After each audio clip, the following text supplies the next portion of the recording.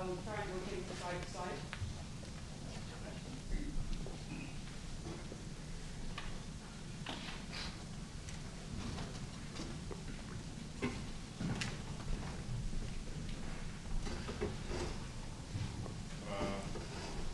Yeah, I got a question.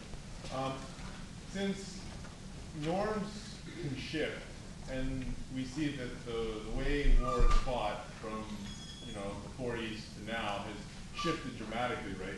Couldn't we see a shift in the norms to more acceptance of mercenaries? Thus, the norm, if you don't institutionalize the norm, it can shift to something that could be far worse.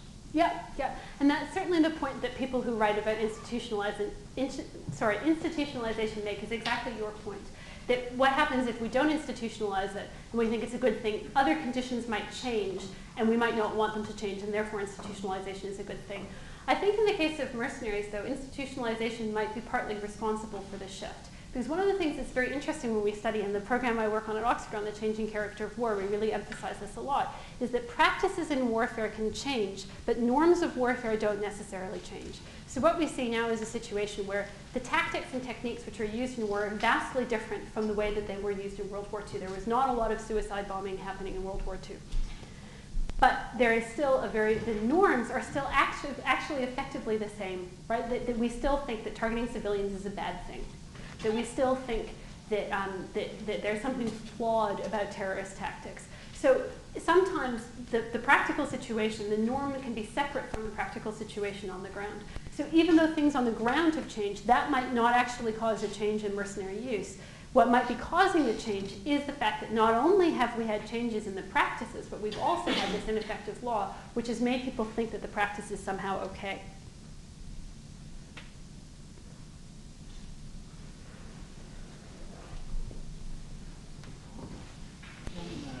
Warlords be considered as mercenaries, especially if they help out each other, sort of thing, for gain? Yeah. I think the phenomenon of privatization of force, one aspect I didn't talk about at all today was warlords. But warlords, and in some cases terrorists, are also very interesting manifestations. In a sense, they're the other side of the coin from what I'm talking about now. When I talked very briefly about medieval mercenaries before, medieval mercenaries engaged in protection rackets, which looked an awful lot like the sort of behavior we see in warlords in Africa today. So warlords will often fight over resources, and they will not come attack you if your village or your town or your group pays them off, gives them protection money. We see this with the Sicilian mafia as well. So it's a very similar dynamic. I think that expanding the definition of mercenaries, though, is probably the last thing we need to do, because it's such a complicated definition. But I think that this speaks to, again, another change in the nature of war, where we're having security in one sense or another increasingly being provided by actors other than the states. Because warlords don't just go around and demand protection money, they offer a service for their protection money, and that service is often security. So that's a really significant change, is that we're seeing all sorts of different manifestations of non-state uses of force on the international stage. Increased instances of piracy, increased instances of international volunteers, people going abroad to fight for motivation, mercenaries, private security companies, terrorists, all of this stuff is non-state-based uses of force, which is very interesting and very important to look at, and very, very underlooked at in international relations more generally. You had mentioned there's 20 to 60,000 private security companies based in the States that are operating in Iraq. Is that? That's the number of contractors that are on the ground in Iraq, and they may be employed by the US, some of them are employed by the United Kingdom, and they tend to be from all over the world.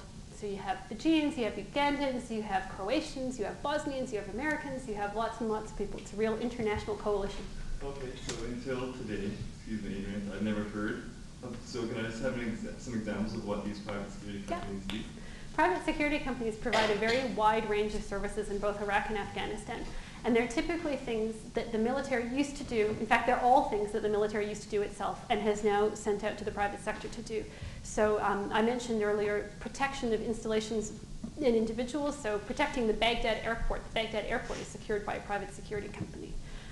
The convoys that go to and from the Baghdad airport into the green zone are often escorted by private security companies. Hamza Karzai from Afghanistan, his personal bodyguard is provided by a private security company. They also engage in training, so there's a lot of training. They train military, the Afghan military and the Afghan police are trained by private security companies. In Iraq, there's a specific oil protection force whose job it is to guard pipelines. They're Iraqis, but they were trained by a South African-based private security company. They provide military interrogation, they provide translation, so it's a very, very, very wide range of services. And it unquestionably, someone asked me earlier, the United States is no longer in a position where it would be able to go to war without the assistance of private contractors. So even if it finished its commitments in Iraq and Afghanistan tomorrow and decided to embark on another war, it would have to have contractors go with it because it's so heavily reliant upon them. And that's also true in the United Kingdom.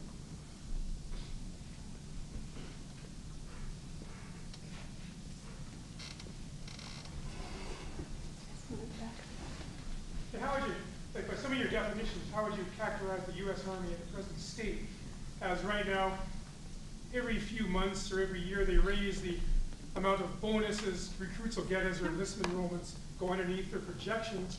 And there's thousands, if not probably thousands of Latin Americans fighting. Yep. And they're not fighting for the right to fight for the U.S. A lot of them are fighting for the sole purpose of gaining citizenship automatically if they survive. Yep. Well, in a sense, though, that is fighting for the U.S., isn't it? That's fighting for the U.S. in the most dramatic way imaginable. If you're a foreigner and you go fight for them and you get American citizenship, that's being heavily motivated by national ideals. So, but yeah, I take your point, and this is one of the things which is very interesting about this norm. When researchers who study the influence of norms in politics do it, one of the things we try and do is try and figure out whether or not it's the norm which is influencing behavior or something else. And one of the things which is especially cool about this norm is that it's not logical. You're exactly right. Of course soldiers are motivated by money. So why did all of these people who sat around at this conference and produced 17 volumes worth of paper say that mercenaries were motivated by money and national soldiers aren't? Who knows? It seems to me that one explanation for it might be that this norm is so strong, it's like a knee-jerk reaction. We do it without even thinking. And that makes it especially influential. I think there's...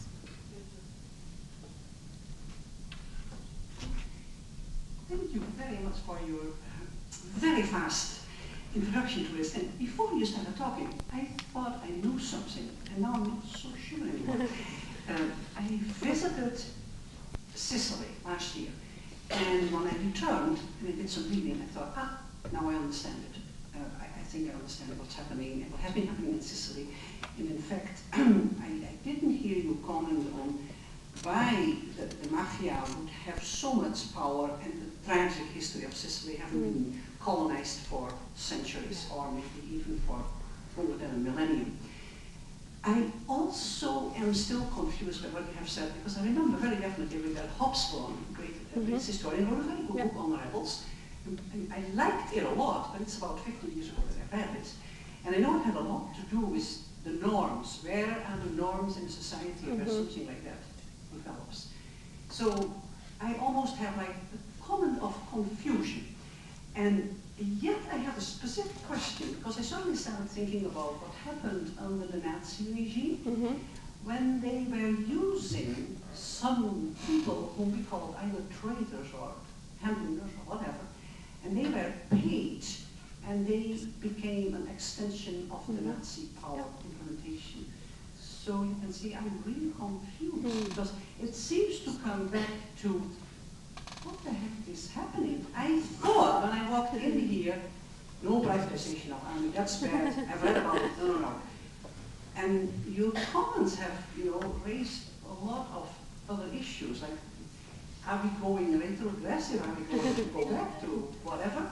And you briefly talked about the 40th and 15th century, and the condottieri and all that. And I thought that was gone, and now it's coming back. So can you help me in my confusion? Yes, I hope so, and I'm glad I hopefully provoked some thoughts. On this, the mafia things, I'm by no means an expert on the Sicilian mafia, but if you're interested, and I would direct you to some work by a colleague of mine at Oxford, Diego Gambetta, who's one of the world's leading authorities on the Sicilian mafia, has the coolest research program I know, which consists of interviewing mafia dons about their business. And his writing is also really, really accessible. So if you're interested in taking a look, go look up Diego Gambetta. In terms of some of your other questions, I mean, the whole reason why norms are such a fascinating object of study is because we can have norms on a whole variety of things. And in fact, we do. We have a norm in this country that we drive on the right-hand side of the road. That's not a moral norm, but it's a norm, right? We know that that's what we do. We drive on the right-hand side of the road. The other thing is that just because a norm is violated doesn't mean that it's not important. So we also have norms which have been institutionalized into law against killing people, but people kill people all the time, and none of us question whether or not there's a norm against that. So we do see all kinds of instances. There are many, many, many instances out there of states hiring mercenaries or hiring other manifestations of private force or engaging in this sort of behavior. And those don't mean that there isn't a norm. What we do as researchers interested in this to test whether or not the norm is having any influence is see how people react. So if the United States hires private security companies and not a single person in the world complains about it, that would suggest to someone like me that maybe the norm has lost all of its power. But if there's a great deal of concern about it, that would suggest to me, well, what are these concerns and how are people talking about them? And if they're talking about them in a certain way, then that would suggest to me that the norm still has influence. And that's why when I brought up this example, we had disappearance of mercenaries for a long time, reappearance in the 1960s. What was the international reaction? Did people just say, oh, we don't care about that? Or were they very concerned? And the answer is that they were very concerned. And that shows to me that the norm was still very influential at that time. And in terms of the condottieri, they're a fascinating case, and I could talk about them for a long time, but I won't do it tonight because it's going to take us way off the beaten track.